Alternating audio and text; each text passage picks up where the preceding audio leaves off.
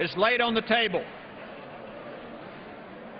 The unfinished business is the vote on the motion from the gentleman from New Jersey, Mr. Smith, to suspend the rules and pass H.R. 2867 as amended, on which the yeas and nays are ordered. The clerk will report the title of the bill. H.R. 2867, a bill to reauthorize the International Religious Freedom Act of 1998 and for other purposes. The question is, will the House suspend the rules and pass the bill as amended? Members will record their votes by electronic device. This is a 5-minute vote. A 5-minute vote now on a suspension bill dealing with authorization of the U.S. Commission on International Religious Freedom. The Senate is spending the day on Burma sanctions. Myanmar sanctions, also known as Burma. This bill also includes $7 billion in aid for recent natural disasters in the U.S. And you can see the Senate on our companion network, C-SPAN 2. Members of the Joint Deficit Reduction Committee met earlier today behind closed doors. This is their third meeting in an attempt to find $1.2 trillion in spending reduction before this coming Thanksgiving. This morning, committee co-chair, Representative Jeb Hensarling of Texas, told reporters about the effort. We know that it will not be fun. We know it will not be easy. It will not be popular with any current political constituency, unquote. And Senator Patty Murray of Washington, who was the committee co-chair, said panel members understand the importance and weight of the sanctions that we have to make, and we stand ready to get to work. Today's 2-hour-and-a-half meeting, actually it was an hour-and-a-half long meeting. It was the first time that the 12-member panel had met behind closed doors to begin its work.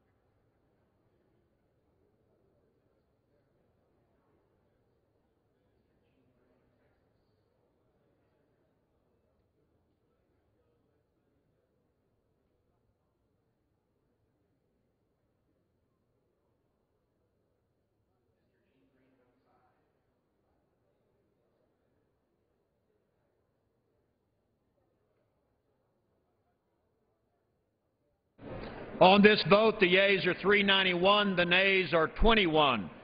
Two-thirds being in the affirmative, the rules are suspended. The bill is passed, and without objection, the motion to reconsider is laid on the table. What purpose does the gentleman from Georgia rise? Mr. Speaker, I rise for a unanimous consent request. On roll call vote 706 that was taken yesterday on the adoption of H.J. Res. 77, I inadvertently voted no when I intended to vote yes. I ask unanimous consent to have placed in the congressional record at the proper location my intention to vote yes. Without objection, the gentleman's statement will be in the record. What purpose does the gentleman from Georgia rise? Mr. Speaker, I send to the desk a privileged report from the Committee on Rules for filing under the rule. Clerk will report the title. Report to accompany House Resolution 399, resolution providing for consideration of the joint resolution, House Joint Resolution 79, making continuing appropriations for fiscal year 2012 and for other purposes. Referred to the House calendar and ordered printed.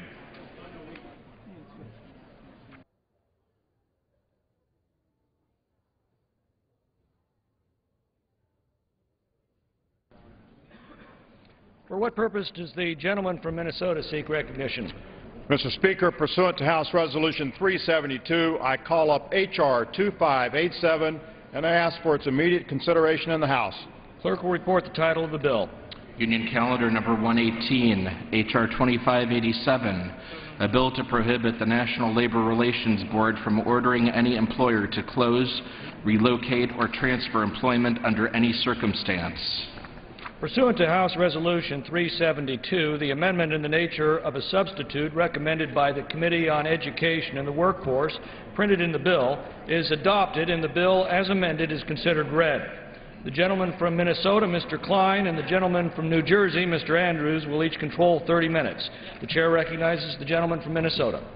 Thank you, Mr. Speaker. I ask unanimous consent that all members may have 5 legislative days in which to revise and extend the remarks and include extraneous material on H.R. 2587.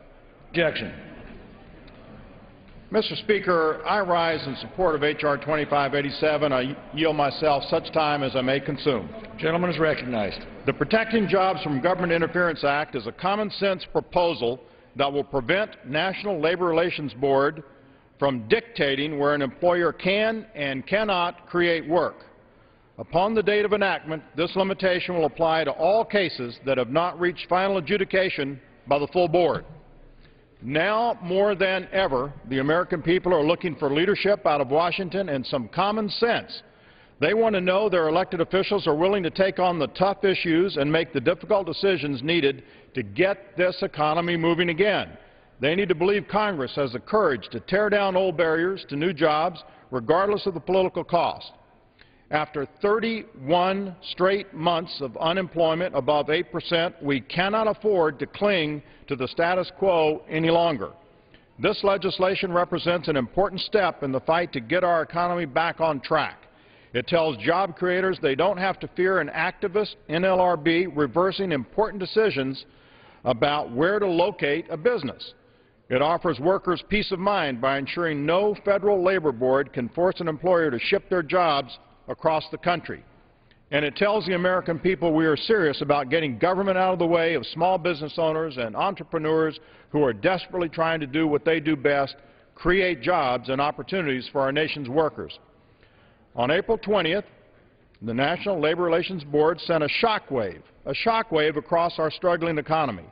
In a complaint filed against the Boeing Company, the NLRB demanded that this private company relocate work already underway in South Carolina to Washington State. The board has more than a dozen remedies available to protect workers and hold employers accountable. Regrettably, the Obama NLRB exercised the most extreme remedy and as a result put the livelihoods of thousands of South Carolina workers on the line. Equally troubling, the countless workers across the country now fear they could be subject to a similar attack in the future. Make no mistake, every worker deserves strong protections that ensure they are free to exercise their rights under the law. This legislation preserves a number of tough remedies for the board to punish illegal activity. This Republican bill simply says that forcing a business to close its doors and relocate to another part of the country is an unacceptable remedy for today's workforce. If the NLRB is allowed to exercise this radical authority, it will have a chilling effect on our economy. Businesses at home and abroad will reconsider their decision to invest in our country and create jobs for American workers. We have already heard stories of Canadian business leaders doing just that. No doubt these difficult choices are being discussed on shop floors and boardrooms across the country and outside our borders. Last month, this board unloaded a barrage of activist decisions that undermine workers' rights and weaken our workforce. If the President will not hold the board accountable for its job-destroying agenda, Congress will. It is time we force the NLRB to change course. This is a sensible reform that will encourage businesses to create jobs right here at home. I urge my colleagues to support this bill, and I reserve the balance of my time. The gentleman reserves the balance of his time. The gentleman from New Jersey is recognized. Thank you, Mr. Speaker. I yield myself 3 minutes. The gentleman is recognized for 3 minutes. I ask unanimous consent to revise and extend my remarks. Without objection. Thank you, Mr. Speaker. For years, the understanding in this country has been if you show up for work every day and work your heart out and do your best, what you get in return is a good wage, good benefits, and a future that's secure, as long as your company's secure. But it seems like that version of the American dream moves another continent, another ocean, another day away each day that goes by. Outsourcing is destroying the middle class in the United States of America. And this bill is the outsourcer's Bill of Rights. It says to an employer, if you want to use as an excuse the collective bargaining and union activities of your employees, and you want to pick up and move to Central or South America or Asia, here's the way to do it. This bill draws a map of jobs outside, it draws a map as to how to take jobs from inside the United States and move them outside the United States. If an employer under our law for decades says that I'm going to shut down and move my plant or my office because you dared to try to organize a union or you've spoken up for the rights of the workers, that's illegal. The purpose of this bill is to remove the only effective remedy to combat that illegality. If this bill became law, here's what would happen. An employer who says, I'm tired of employees speaking up for their own rights. I'm tired of union organizing. I'm tired of collective bargaining.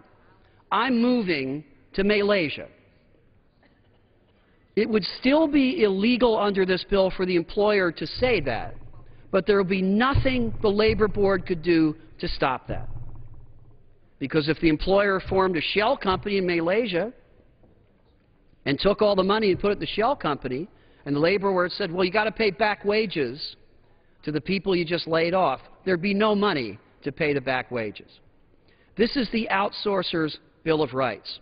We don't need an outsourcer's Bill of Rights. We need a working person's Bill of Rights in this country. We need a Bill of Rights that says if you hold up your end of the bargain, the American dream will no longer move out of your reach. This is a bill that overreaches, it undercuts the middle class in this country, and it should be defeated. I reserve the balance of our time.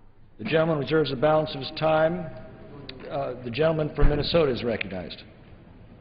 Thank you, Mr. Speaker. At this time, I am pleased to yield 3 minutes to the chair of the Health, Employment, Labor, and Pensions Subcommittee, the gentleman from Tennessee, Dr. Rowe. The gentleman from Tennessee is recognized for 3 minutes. I thank the gentleman for yielding. Mr. Speaker, I rise in strong support of America's job creators and H.R. 2587, the Protecting Jobs from Government Interference Act. What this bill does is simple. It amends the NLRA, the National Labor Relations Act, which was passed in 1935, and prohibits the National Labor Relations Board from ordering employees to relocate, shut down or transfer employment under any circumstance. In other words, it allows managers to make business decisions that are in the best interests of their company and their employees. In filing the complaint against Boeing, the NLRB's General Counsel has put 1,100 good-paying South Carolina jobs at risk. And, Mr. Speaker, I was in South Carolina about 5 weeks ago and viewed that plant. It's a huge plant with 1,100 people working today, American people working. This shot across the bow of American business sends a clear message. Don't do business in a right-to-work state. My colleagues on the other side of the aisle suggest that Boeing decided to build a plant in South Carolina as an act of retaliation against a unionized workforce. But not a single worker in Washington State has lost his or her job. They've added jobs, and I'm glad that they have. I'm left to wonder that if the fact that South Carolina, like Tennessee, is a right-to-work state, has the NLRB to conclude that a job created in Washington is more valuable than a job created in South Carolina. I grew up in a union household. My father worked in a factory making shoe heels for B.F. Goodrich Company, and his job was outsourced to Mexico in the early 70s. So I've been through that as a family. I understand that very well. Very simply what happened, Mr. Speaker, is this, is that a company wanted to expand a business line, a 787 Dreamliner, and they built a huge factory in Charleston, South Carolina. A complaint was brought by the General Counsel of NLRB against this. It's now being adjudicated very expensively in the courts. Think what a message this sends to job creators in America. If I were a business, there was no way I would move to a non-right-to-work state because you can never get out if this ruling is upheld. And I might add also that the remedies, there are over a dozen remedies that the NLRB has. Awards of back pay, effects of bargaining, offer of employment, placement of preferential hiring, payment for travel and moving, and on, over a dozen remedies.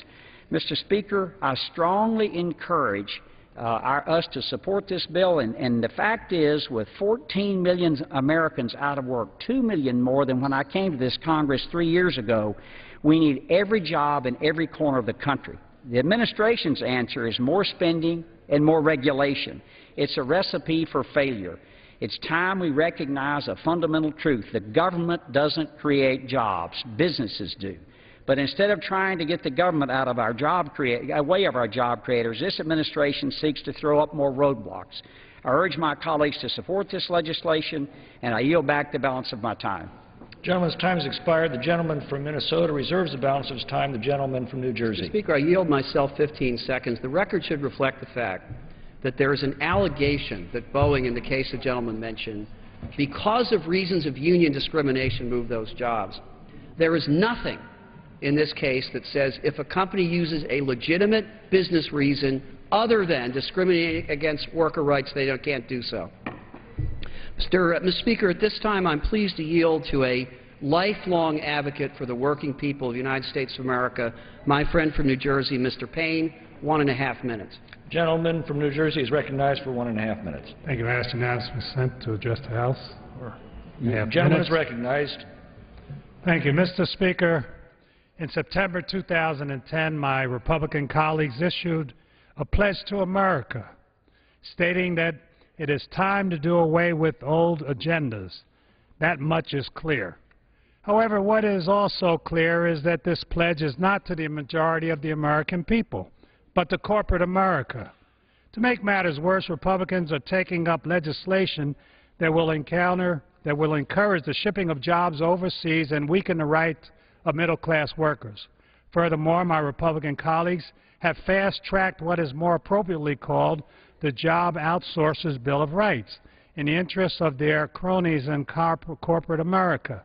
Proponents of this bill claim that it will protect jobs by prohibiting the government from interfering with companies' ability to move its operations. However, the law that Republicans are trying to amend to do so, the National Labor Relations Act, does not restrict the location of company operations at all, unless the company's location effort is an act to retaliate against workers exercising their right to organize, to demand better benefits, safer working conditions, and ensure a full day's pay for an honest day's work. This is obviously a response to the case against Boeing, and I find it inappropriate.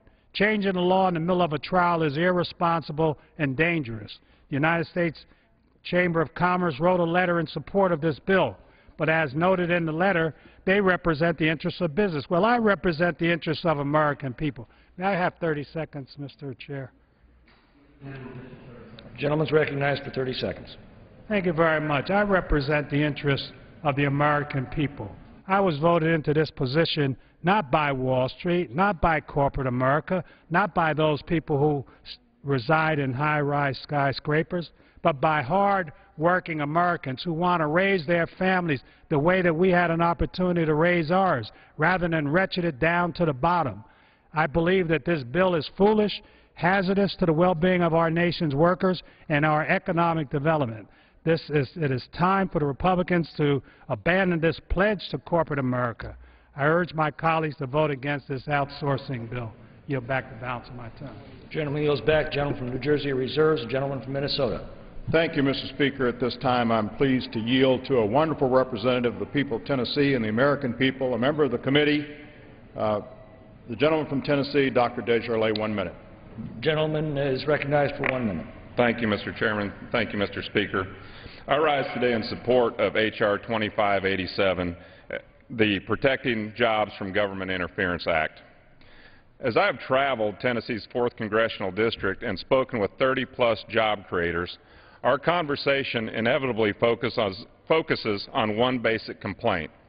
The federal government's overregulation of the private sector is impeding job creation in this country. Instead of reducing the regulatory burdens on business, an act which would most certainly create much-needed private sector jobs, this administration has used its labor board to make it harder to do business in America. Nowhere is this more apparent than in its recent unfair labor practice complaint against Boeing. If you want to talk about creating jobs, let's look at the facts. Boeing has invested approximately $1 billion to build a plant in South Carolina which will create new, well-paying jobs in South Carolina. Despite the fact that not one single employee in Washington has lost his or her job due to Boeing's Due to Boeing's decision, the administration is attempting to destroy those South Carolinian jobs. I urge my colleagues to vote for this bill, and I yield back the remainder of my time. Gentleman yields back. The gentleman from Minnesota reserves. The gentleman from New Jersey.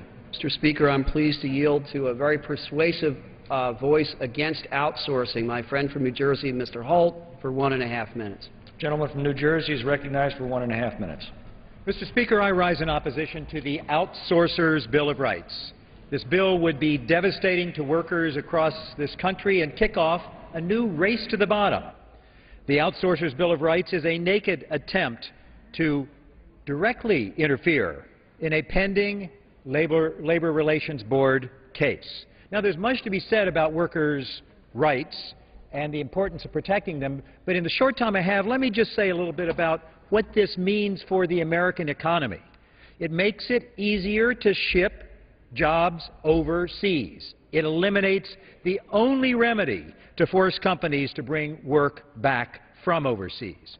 Companies that make a commitment to the welfare of their employees, well-run companies, and make commitments to their home communities rather than shopping for the latest, lowest pay scale someplace in the world, actually do better in the long run. So the Outsourcers' Bill of Rights is not only contrary to the interests of workers, it's bad for our economy at large. We need to improve worker protections, not weaken them. And yet, the majority party and the proponents of this bill continue their assault on the rights of working men and women. It doesn't create a single job. With 25 million Americans unemployed or underemployed, the majority today continues their no jobs agenda, bringing to the floor a special interest that is dealing with one particular case rather than creating jobs. It is not good legislative policy to legislate on individual cases. I urge my colleagues to oppose the Outsourcers' Bill of Rights. Gentleman's time has expired. The gentleman from New Jersey reserves. The gentleman from Minnesota. Thank you, Mr. Speaker. At this time, I'm pleased to yield 2 minutes to a member of the committee, the gentleman from Indiana, Mr. Wakita. The gentleman from Indiana is recognized for 2 minutes. Thank you, Mr. Speaker, and I thank the gentleman for yielding some time.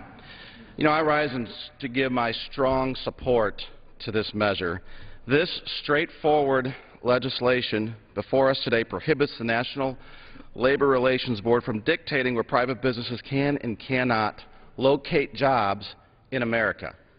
Mr. Speaker, let me say that again. This straightforward legislation before us today prohibits the NLRB from dictating where private businesses can and cannot locate jobs in the United States. It's almost a bizarre situation that we're in. An American company wants to provide American jobs in America. And we have an agency of this administration trying to prohibit that. Because of recent overreach by the NLRB, we unfortunately need to have this legislation, Mr. Speaker. Businesses who want to hire Americans in America ought to be able to do so. For Americans wondering why jobs are going overseas, it's because there are too many regulations and too many bizarre regulations that are forcing companies out of this country, just so they can stay in business. We must continue to empower businesses to create jobs, increase investment, and keep production capabilities right here at home. Not only does that produce a strong economy, it keeps a strong middle class. This bill does just that by letting us stand strong in our commitment to America's job creators. It's just disappointing that we have to do this bill, do this law, over an administration and a bureaucracy that doesn't understand the success of this country's last 200 years. And I yield back. The gentleman yields back. The gentleman from Minnesota reserves. The gentleman from New Jersey. Mr. Speaker, I yield myself 20 seconds. The gentleman is recognized. The previous speaker's claim that the National Labor Relations Board is dictating where jobs go in America is utterly incorrect. If any company said, we want to move from State A to State B because we think the state tax structure in State B is more favorable to us, they have an absolute right to do so. The issue is whether they can move because they want to discourage and undercut the right of collective bargaining. If they want to destroy collective bargaining, they can. At this time, Mr. Speaker, I am pleased to yield to a very persuasive voice for the working families of America, the gentlelady from Hawaii, Ms. Hirono, for 1.5 minutes. The gentlelady from Hawaii is recognized for 1.5 minutes. Thank you, Mr. Speaker. I rise in strong opposition to H.R. 2587. In Hawaii, we believe in fairness and respect. We believe that working men and women should be able to come to the table, have a voice in their workplace, be able to negotiate for fair wages and benefits. This belief helped build the middle class in Hawaii and across our country. Right now, what working men and women need most are champions in their corner, champions who are fighting for real jobs. And instead, this bill takes aim at our working families. It's another direct assault on them and workers' rights. Let's face it, companies today can move their business operations for any business reason at all, except for an illegal one. Today, retaliating against workers who want to organize, join a union, is illegal. This bill changes that. It says companies can go ahead. You can move your jobs to other states or even other countries to punish your workers who want to organize and have a voice. This would have a chilling effect on any attempt by workers to ask for a seat at the bargaining table. Workers have already taken big hits in their paychecks, in their retirements over the years. We should not make it easier for businesses to game the system. I urge my colleagues to fight against this bill and to stand with the working men and women of this country. Aloha. The gentlelady's time has expired. The gentleman from New Jersey reserves. The gentleman from Minnesota. Mr. Speaker, I yield 2 minutes to the gentleman from Virginia, Mr. Goodlatte. The gentleman from Virginia is recognized for 2 minutes.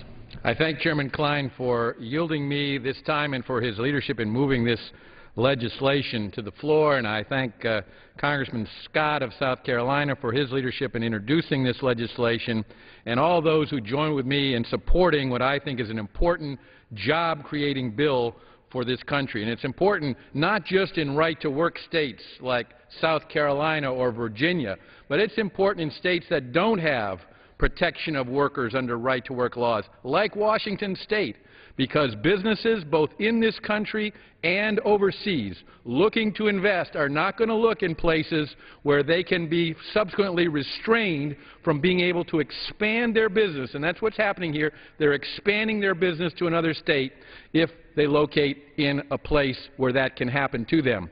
They're also not going to locate in right-to-work states. Nope. When they need to expand, they're not going to have any statement about what their intentions are or why they're doing it, as is the case with most companies. They're simply going to locate in China or Taiwan or Thailand or India or 100 other countries around the world that are very friendly and welcoming to employers who want to grow and expand businesses. And unless the United States changes this law and restrains the National Labor Relations Board from making these kind of decisions, we're going to suffer greatly in job loss. So this is a great job-creating bill. I encourage my colleagues to support the Protecting Jobs from Government Interference Act that amends the NLRA to prohibit the NLRB in future and pending cases from ordering an employer to close, relocate, or transfer employment under any circumstances. This is an important measure. This will not just save 1,000 jobs in South Carolina. This will save hundreds of thousands of jobs across this country. It will ensure that employers have greater freedom to make one of the most basic management decisions, where to locate a business. I reserve the gentleman's time has expired. The gentleman from Minnesota reserves. The gentleman from New Jersey. Speaker, I yield myself 15 seconds. The gentleman is recognized. The gentleman from Virginia just said that this bill restrains companies from growing jobs. Here's what it restrains. It restrains from saying to a worker who dares to stand up and bargain for themselves and fight for themselves, you're fired. That's what it restrains, and it should restrain that because that's our law. Mr. Speaker, at this time I'm pleased to yield to one of the most passionate voices for working Americans in the modern history of this country, my friend from Ohio, Mr. Kucinich, for a minute and a half. The gentleman from Ohio is recognized for a minute and a half. Thank you. The National Labor Relations Act was a New Deal initiative which helped save American capitalism by creating a process which would protect the rights of employees and employers. This was before NAFTA, GATT, and the WTO, which tore legal rights for workers apart, moved millions of jobs out of the U.S. Yes, we stand for the workers at Boeing in Washington State, but we also stand for the workers at Boeing in South Carolina, because they will have no recourse if Boeing wants to move jobs to China. You can't say you want to create jobs here at home, while destroying the rights of workers to organize, the right to collective bargaining. These are basic rights in a democratic society. You can't say you want to protect American jobs and not protect American workers. Take away workers' rights to free speech, take away workers' right to due process, and you create a new class of slave laborers here in the United States who are helpless to stop the movement of jobs out of America. This bill not only sacrifices the rights of Boeing workers in Washington State, it also sacrifices laws that are designed to protect workers' rights. It's an attack on all American workers. It's one thing to take the side of the boss of the owners. It's another thing to take the side of the boss of the owners when they want to move jobs out of America. Stand up for the American workers. Stand up for workers' rights. Stand up for American jobs. And stand up for employers who want to keep jobs in the United States. Thank you. The gentleman yields back. The gentleman from New Jersey reserves. The gentleman from Minnesota. Thank you, Mr. Speaker. I yield to another member of the committee, the gentleman from Indiana. 2 minutes, Dr. Bucshon. The gentleman from Indiana is recognized for 2 minutes. Thank you, Chairman Klein. Thank you, Mr. Speaker. I rise today to talk about jobs. First thing I want to do is correct this ridiculous notion that this bill causes jobs to go overseas. I would argue it does just the opposite. Just like Dr. Rowe, I grew up in a union household. My father was a United Mine Worker, and that's why I'm here today. I was elected to Congress to protect all workers, not just a select few. 93% of American workers are not in a union. 7% are in the private sector. The National Labor Relations Board complaint is an attack on American job creators. Again, I was elected to protect all workers, not just a select few. The NLRB's decision to punish Boeing for creating 1,100 new jobs is just another example of the administration abusing its position to advance a biased agenda. I want to remind everyone no jobs were taken from Washington State. This is a straightforward bill that prohibits the NLRB from ordering an employer to close, relocate, or transfer employment under any circumstances. This bill will create an environment necessary for employers to develop their businesses in the state that offers the best opportunity, and I would argue in the best country that offers the best opportunity to grow and create jobs, and not have this left up to a board of unelected bureaucrats in Washington, D.C. I urge my colleagues to support this bill, and let's get America back to work. I yield back. Thank you. The gentleman yields back. The gentleman from Minnesota reserves. The gentleman from New Jersey. Mr. Speaker, I'm pleased to yield to a daughter and sister in a union family who doesn't forget where she came from. The gentlelady from New York, Ms. McCarthy, for a minute and a half. The gentlelady from New York is recognized for a minute and a half. Thank you, and I thank my colleague. Mr. Speaker, I rise today in opposition of H.R. 2587, a bill I call the Outsourcing Bill of Rights. Especially during these difficult economical times, we have come together to do the patriotic thing, protect and create jobs here at home. This legislation eliminates the NLRB's already limited authority to order an employer to restore work taken away in a wrongful way. By passing this bill, we are telling our nation's workers we cannot and we will not help them. Plain and simple, if this bill passes, it will lead to increased outsourcing jobs. Further, the bill will make certain that employers will not be held accountable. You know, my colleague on the other side just mentioned that 93% of American workers are not unionized. And I also like to bring to the point that we've seen wages across this country going down, and yet we have seen the profits in corporations going up. That's why we're in the situation we're in right now. I come from a union family, and I'm proud of that. It was able to give us the education that we needed for my father and mother to be able to buy us a home. That we're not seeing today. Why? Because we're hitting the workers. Why did we have unions in the first place? To give them a voice. I urge my colleagues to oppose this bill. In my opinion, the corporations should be a little bit more patriotic and start hiring people so we can get this economy going, make this great country of what we are. America can go forward, but not without good pays for our workers. With that, I yield back the balance of my time. Gentlelady's time has expired. The gentleman from New Jersey reserves. The gentleman from Minnesota. Thank you, Mr. Speaker.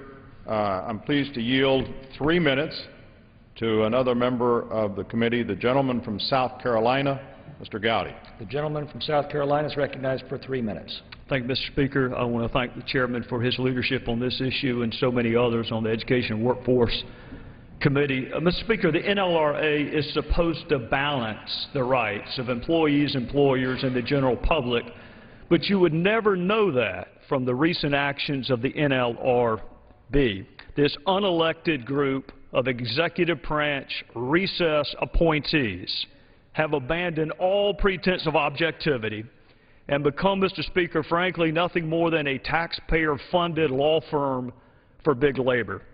Boeing is the most glaring example of their overreach, but it is not the only one.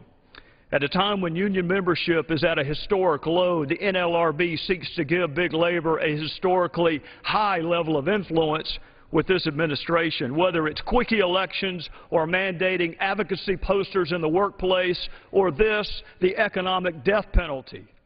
The NLRB is out of control, and it needs to be reined in so it does not do even more damage to this fragile economy. With respect to the bill at hand, which my friend and colleague, Mr. Scott, seeks to remove a single remedy from the arsenal of the NLRB, leaving a dozen other remedies.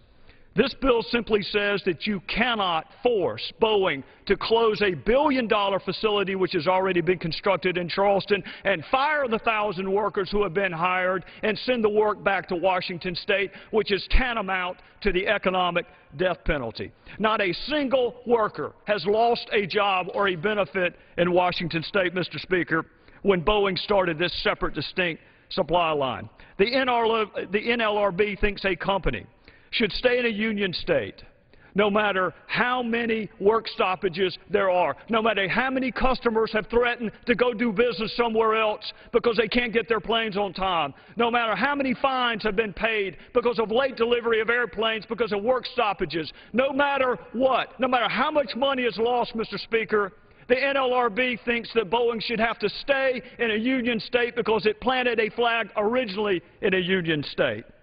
This Congress has limited civil remedies when they have been abused. This Congress has limited criminal remedies when they have been abused. And this Congress must limit administrative remedies when they are being abused as they are now. Even the Chicago Tribune, Mr. Speaker, hardly a bastion of conservative thought, acknowledges that the NLRB is out of control. And I will ask my colleagues on the other side, if they can name, I'll ask them the same question I asked Leif Solomon, the General Counsel for the NLRB. Can you name me a single solitary worker who has lost a job because of Boeing's decision to start a separate line of work in North Charleston? Can you name me a single solitary worker who has lost a benefit or suffered any recrimination, any reparation because of Boeing's decision? Mr. Speaker, if this administration were serious about job creation, they would have reined in this agency a long time ago. They did not, and we must. The gentleman's time has expired. The gentleman from Minnesota reserves. The gentleman from New Jersey. Mr. Speaker, I yield myself 20 seconds. My friend who just spoke indicated that this decision would, or attempt by the NLRB would destroy jobs in South Carolina. That's not accurate. On page 8 of the NLRB's complaint, it says the relief requested by the NLRB does not seek to prohibit respondent Boeing from making non-discriminatory decisions where work will be formed, including work at its North Charleston, South Carolina facility. At this point, I am pleased to yield to a strong progressive voice for working people in the United States, the gentlelady from California, Ms. Woolsey, for a minute and a half. The gentlelady from California is recognized for a minute and a half. I thank the ranking member for yielding to me. When the President spoke in this chamber last week, he urged us to focus on jobs. Believe me, this outsourcers bill wasn't what he had in mind. He demanded that we move urgently to create new jobs, certainly not jeopardize the ones we already have. This outsourcers Bill of Rights is nothing more than a gift to the majority's corporate cronies. It gives unscrupulous employers the green light to retaliate against workers, to punish them for engaging in union activities or for fighting for their rights as workers. And they do that by saying that it is perfectly okay to pick up and leave town. And they do that after the president of Boeing actually admitted the reason they were moving to South Carolina is because there was too much union activity in Seattle. That is retaliation, my folks. Someone tell me, how exactly is this supposed to revive our economy? It's part of the Republican vendetta against workers and their collective bargaining rights. It's part of our orchestrated assault on the labor, assault on the labor movement that built the American middle class. This is not the time to be undermining or threatening the job security of any American. It's time to defeat this bill and move immediately to pass a big, bold jobs bill, one that will put America back to work. I yield back. The gentlelady's time has expired. The gentleman from New Jersey reserves. The gentleman from Minnesota has 14 minutes remaining. Thank you, Mr. Speaker. Could I inquire as to the time remaining on the other side as well? The gentleman from New Jersey has 17 minutes remaining. Thank you very much, Mr. Speaker. Then at this time, I will yield 2 minutes to another member of the committee, the gentlelady from Alabama, Mrs. Roby. The gentlelady from Alabama is recognized for 2 minutes. Thank you, Mr. Chairman. Thank you, Mr. Speaker. I rise today in support of H.R. 2587, the Protecting Jobs from Government Interference Act, of which I'm a co-sponsor, representing a district in the state of Alabama, a right-to-work state. The current activist agenda of the National Labor Relations Board greatly concerns me. Congress has a responsibility to ensure that the NLRB objectively applies the written law by the people's elected representatives. Congress must also work to ensure that labor interests are not undermining the employer's efforts to create jobs. At a time when millions of individuals are unemployed and searching for work, public officials in Washington should look to provide greater certainty to America's employers so they can grow businesses and create new jobs, not hinder them. Unfortunately, the recent rulings and proceedings of the NLRB have demonstrated otherwise. Mr. Speaker, I'd like to ask for unanimous consent to enter this letter of support of H.R. 2587 from the Associated Builders and Contractors of Alabama into the congressional record. Without objection. ABC represents over 800 commercial construction companies in my state, all of whom are concerned that the NLRB has abandoned its role as a neutral enforcer and arbiter of labor law in order to promote special interests of unions. The federal government, especially the NLRB, has no right to dictate where a company can or cannot create jobs. The Protecting Jobs from Government Interference Act will provide employers with the certainty they need to invest in our economy and put Americans back to work right here at home in the United States. Thank you, Mr. Speaker, and I yield back the balance of my time. The gentlelady yields back. The gentleman from Minnesota reserves. The gentleman from New Jersey. Mr. Speaker, at this time I'm pleased to yield to the most effective leading voice for working people in America today, the senior ranking Democrat on the Education Workforce Committee, my friend from California, Mr. Miller, for 3 minutes. The gentleman from California is recognized for 3 minutes. Thank you. I thank the gentleman for yielding. Thank you, Mr. Speaker, and I thank the gentleman for that nice introduction. I rise in very strong opposition to this legislation, H.R. 2587. This special interest bill is a job killer. It's simply a job killer. It was spurred by a particular case involving a Fortune 500 corporation, the Boeing Company. But this bill is not just about Boeing. This bill is really about working Americans all across this country. And they should pay very careful attention to this bill and to this debate because it affects their livelihood, their ability to support their families, the safety of their jobs at work, the conditions under which they work, and their ability to participate in their increased productivity in higher wages and better conditions. This bill takes the rights away from workers, from all workers, all across the country. This isn't just about whether you belong to a union or not. This is about whether or not your employer can retaliate against you by taking your work away, by sending your work down the road or out of the country.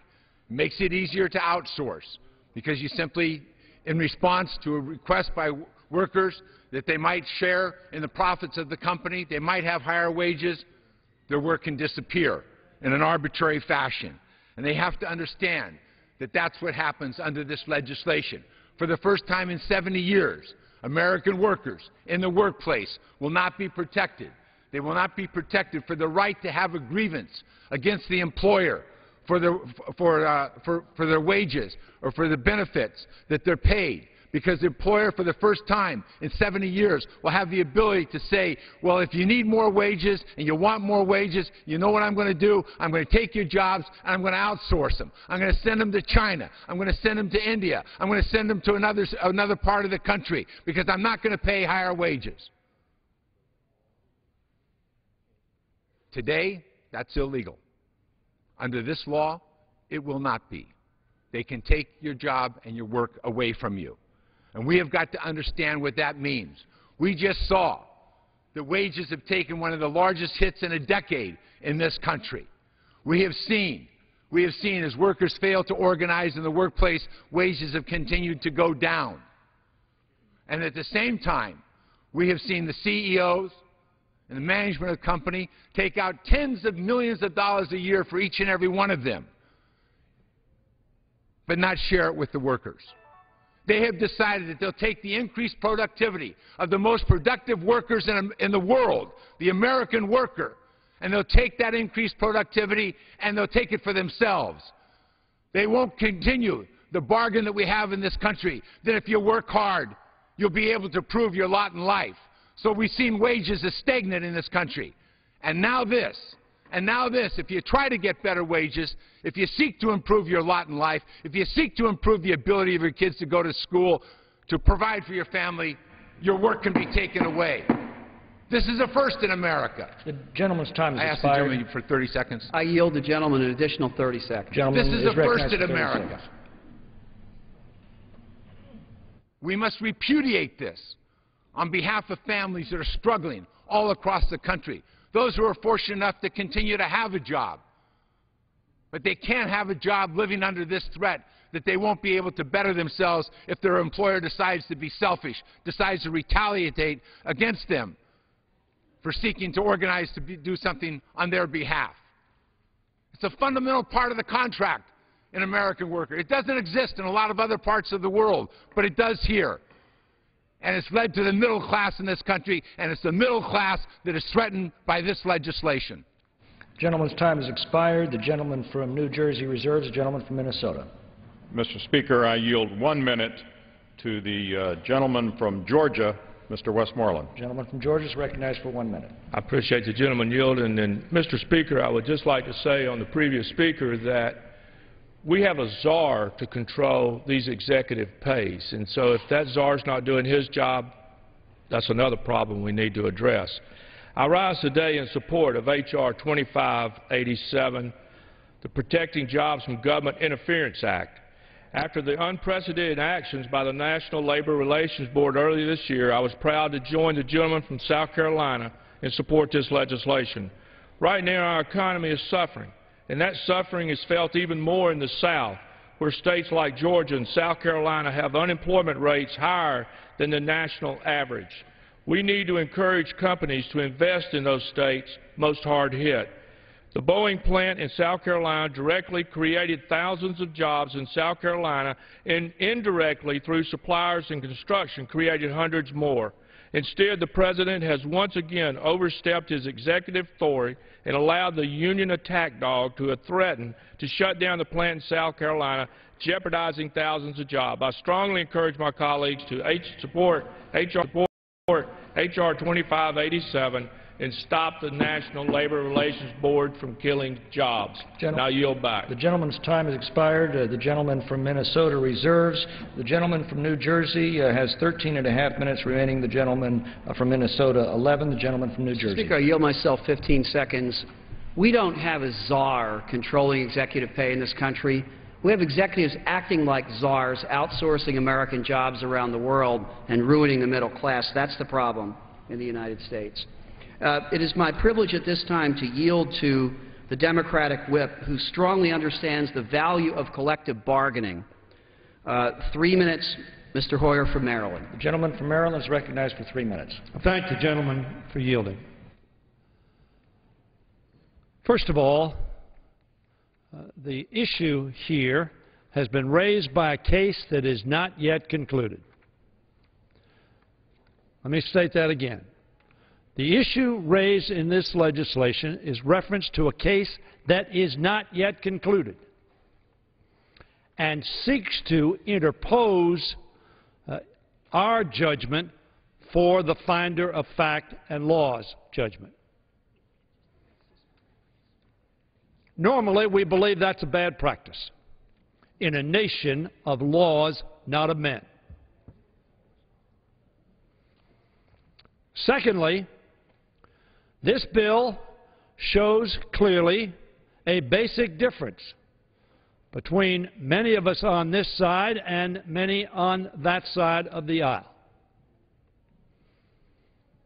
And that is whether or not you believe that working men and women have the right to come together, to organize, and to bargain collectively for their pay, their benefits, and their working conditions. In fact, it is my belief that the overwhelming majority of working Americans, whether or not they have joined such an organization, find their working place safer, healthier, their pay better, and the more availability of benefits than they would have if men and women had not been guaranteed the right to bargain collectively, for which they fought, and some died in the 1930s and 40s and later, because People did not want them to do that.